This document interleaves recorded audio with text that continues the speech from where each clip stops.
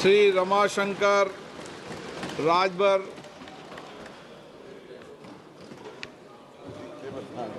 रुकिए आ जाएगा। चलिए बोलिए। आभारी हूँ अध्यक्ष जी। और देश और उत्तर प्रदेश में पीड़ितों की आवाज़ और पीडीए के नेता हमारे राष्ट्रीय अध्यक्ष माननीय अखिलेश यादव जी और हमारे सलेमपुर लोकसभा की जनता की बदौलत यहाँ जो इतने महत्वपूर्ण विषय पर बोलने का अवसर मिला है। माननीय अध्यक्ष जी, सबसे पहले तो मैं उन बहनों से माफी मांगता हूं जिन बहनों के सुहाग उजड़े और पहलगाम में हम उसको बचा नहीं पाए। मैं अपने सेना के पराक्रम पर गौरव और घमंड करता हूं।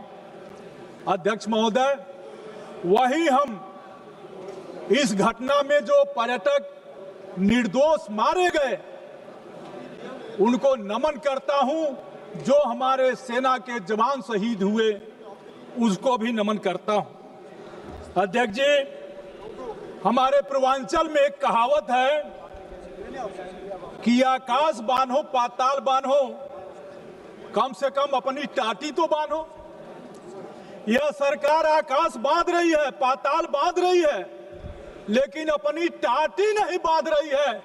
यह साबित करता है कि अपनी टाटी अगर बंधी होती तो सैकड़ों किलोमीटर दूर से आतंकवादी हमारे घर में आता, पर्यटकों को मारता और भाग नहीं जाता। हमारे नेता पूर्व रक्षा मंत्री स्वर्गीय मुलायम सिंह यादव जी, सुभाष चंद्र बोस के बाद देश में किसी एक नेता को नेताजी कहा गया तो वह स्वर्गीय मुलायम सिंह यादव जी थे। सभापति महोदय, उन्होंने इस सदन में कहा था, भारत को किसी के दबाव में नहीं, अपने स्वाभिमान के बल पर चलना चाहिए। चाहे अमेरिका हो, चीन हो या पाकिस्तान हो, भारत को झुकना नहीं चाहिए। अमेरिका के साथ हमारे रिश्ते रणनीतिक हैं, लेकिन हमें यह ध्यान रखना होगा कि सहयोग की कोई बात, सहयोग की कोई भी शर्त बराबरी, आत्मसम्मान और पारदर्शिता के आधार पर ही हो। आज जो हुआ, मैं उसी कुछ सवालों पर आपसे कहना चाहता हूं। हमारे घरेलू नीति और विदेशी नीति कैसी होनी चाहिए? जवान की सीमा सुरक्षित हो, किसान का खेत सुरक्षित हो और गरीब का पेट सुरक्षित हो, ये हमारी नीतियां होनी चाहिए। लेकिन हुआ क्या?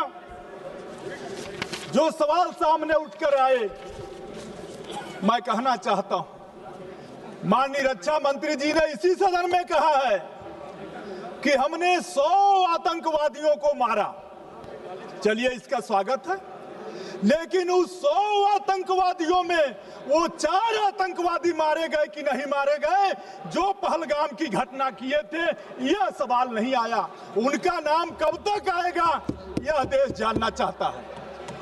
घटना 22 को होती है, 22 अप्रैल को। सभापति महोदया, 22 को घटना होती है, ऑपरेशन सिंदूर 17 दिन बाद होता है। होगी कोई परिस्थिति? देश क्या चाहता था? आतंकवादियों की मंशा कितनी खराब थी? उनकी मंशा यह थी कि हम धर्म पूछकर मारेंगे और भारत में दंगा भड़क जाएगा। और पूरे देश के लोगों को मैं बधाई देता हूं कि आतंकवादियों के मंसूबों को नाकाम किया और हिंदू मुस्लिम सब लोगों ने मिलकर के आतंकवादियों के इस नापाक इरादे को पर लगाम लगाया। मैं कहना चाहता हूं कि आज आतंकवादियों ने जिस तरह की घटना की, उस घटना के सवाल पर सरकार के जो पक्ष आए, सभापति महोदया, जिसका जिक्र अभी हमारे दूसरे वक्ता भी कर रहे थे, हमारे नेता मुलायम सिंह यादव जी ने दुनिया के सामने समर्पण की कोई बात कभी नहीं की थी। स्वर्गीय मुलायम सिंह जी ने 30 जून को 22 तारीख को हमला होता है, 17 दिन बाद 7 मई को सिंदूर ऑपरेशन सिंदूर होता है। देश का मन क्या था? देश में इतना गुस्सा था, वो तीसरे दिन चाह रहा था ऑपरेशन सिंदूर नहीं, ऑपरेशन तंदूर चलाओ और जो आतंकवादी मरे हैं उनको ला करके जेल में उनको उसी तंदूर में डाल दो। लेकिन 17 दिन बाद हुआ जो हमला, 3 दिन में बंद हो गया। 3 दिन में बंद हुआ, 7 मई को ऑपरेशन शुरू हुआ और 10 मई को विश्व गुरु। देश की मीडिया किस भारतीय को नहीं घमंड होगा कि हमारे देश के प्रधानमंत्री विश्व गुरु हो? किस भारतीय को नहीं इस पर घमंड होगा? लेकिन घमंड क्या हुआ? हम लोग जिसे विश्व गुरु समझ रहे थे, पता चला विश्व गुरु तो व्हाइट हाउस में बैठा है। विश्व गुरु व्हाइट हाउस में बैठा है और उन्होंने क्या कहा? विश्व गुरु ने, मैं कहना चाहता हूं, अमेरिका के राष्ट्रपति डोनाल्ड ट्रंप ने सार्वजनिक रूप से और अंतरराष्ट्रीय मंचों पर कहा, 26 बार कहा कि उन्होंने भारत पाकिस्तान का युद्ध विराम कराया है। उन्होंने कई बार अंतरराष्ट्रीय मंचों पर कहा कि उन्होंने भारत और पाकिस्तान के बीच एक बड़े न्यूक्लियर युद्ध को टालने के लिए व्यापार समझौता ऑफर किया है। हाल ही में ट्रंप ने यह भी दावा किया कि 5 फाइटर जेट गिराए गए थे, जिसमें सीडीएस के बयान की ओर भी इशारा किया। ट्रंप ने यह भी कहा प्रधानमंत्री मोदी शुरू में असहयोगी थे और संकट को कम करने के लिए अमेरिका की मध्यस्थता जरूरी थी। ये सभी दावे गंभीर और वैश्विक सुर्खियां बिटोर चुके हैं, लेकिन भारत सरकार इस पर चुप है। महोदया, प्रधानमंत्री मोदी और ट्रंप की घनिष्ठता मित्रता के बावजूद अमेरिका ने पाकिस्तान को IMF से ऋण दिलाने के पक्ष में मतदान किया। आखिर इसका मतलब क्या था? पहलगाम हमले के कुछ ही हफ्तों बाद राष्ट्रपति ट्रंप द्वारा पाकिस्तान के सेना प्रमुख असीम मुनीर को आमंत्रित करना एक आतंक समर्थक संस्था को वैश्विक वैधता देने जैसा था और भारत सरकार राष्ट्रीय शोक के समय भी पाकिस्तान को अलग थलग करने में विफल रही। महोदया, पहलगाम में धर्म के आधार पर हुई हत्याओं के बावजूद भारत न तो इस्लामिक देशों के संगठन और OIC में झूठे नैरेटिव को चुनौती दे सका और न ही मुस्लिम दुनिया से एकजुटता हासिल कर सका, जबकि यह देश भारत के करीबी सहयोगी थे। पूरे विश्व की सुर्खियां ट्रंप के दावे और संस्करण से भरी रही, जबकि भारत एक सुसंगत और मुखर आधिकारिक पक्ष अंतरराष्ट्रीय मीडिया में पेश करने में विफल रहा। महोदया, क्वाड जैसे मंचों पर अहम भागीदार होने और रणनीतिक साझेदारी के बावजूद भारत अमेरिका को पाकिस्तान की सैन्य लीडरशिप को वैश्विक वैधता देने से नहीं रोक सका। अब मेरे अंत में कुछ सवाल हैं। महोदया, पहलगाम एक संवेदनशील इलाका माना जाता है और बैसारण में प्रतिदिन सैकड़ों पर्यटक आते हैं। इसके बावजूद आतंकवादी वहां खुलेआम घूमते रहे, धार्मिक पहचान के आधार पर लोगों को चिन्हित किया और दिन दहाड़े निर्मम हत्याएं की। घटनास्थल पर किसी भी प्रकार की पुलिस व सुरक्षा बल की मौजूदगी नहीं थी और दुर्भाग्य की बात है, वहां के महामहिम ने 3 महीने बाद अपने बयान में कहा कि इसमें चूक हो गई।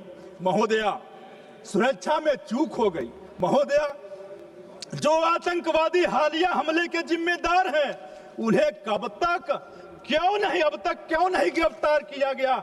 जब सरकार बहु एजेंसी ऑपरेशन, ड्रोन निगरानी और हवाई नियंत्रण का दावा कर रही है, तो फिर ये आतंकवादी जिलों में लगातार कैसे घूम रहे हैं? क्या सरकार जमीनी स्तर पर लोकेशन नेटवर्क और स्लीपर सेल्स को रोकने में नाकाम रही? महोदया, वो भी भारत ने हमेशा यह स्पष्ट किया है कि पाकिस्तान के साथ हमारे मसले द्विपक्षीय हैं और किसी तीसरे की मध्यस्थता स्वीकार नहीं की जा सकती। ट्रंप का दावा यह दर्शाता है कि मोदी सरकार ने अमेरिका के हस्तक्षेप की अनुमति दी, जो 1972 के शिमला समझौते के बाद से भारत के अस्थायी नीति के खिलाफ है। महोदया, अगर ट्रंप की बात सही है तो इसका मतलब है कि भारत ने अपने सैन्य और कूटनीतिक फैसलों की स्वतंत्रता खो दी। क्या भारत ने अमेरिका के कहने पर युद्ध विराम स्वीकार किया? महोदया, मैं कहना चाहता हूं, अंत में कहना चाहता हूं कि युद्ध विराम में अमेरिका की कोई भूमिका थी? क्या वास्तव में फाइटर जेट गिराए गए थे? भारतीयों को ये बातें अपने प्रधानमंत्री से क्यों नहीं सुनने को मिली? ट्रंप से सुनने के लिए क्यों मिली? महोदया, ट्रंप कहते हैं कि हालत युद्ध के कगार पर थे, जबकि सरकार कहती है कि ये सामान्य सैन्य बातचीत थी। दोनों बातें एक साथ नहीं सही नहीं हो सकती। या तो ट्रंप झूठ बोल रहे हैं या यह सरकार सच्चाई छिपा रही है।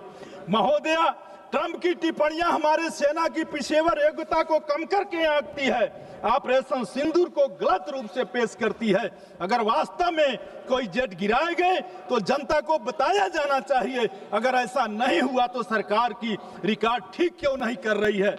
महोदया, बयानबाजी ने, ट्रंप की भाषा और बयानबाजी ने एक बार फिर भारत और पाकिस्तान के एक साथ जोड़ दिया।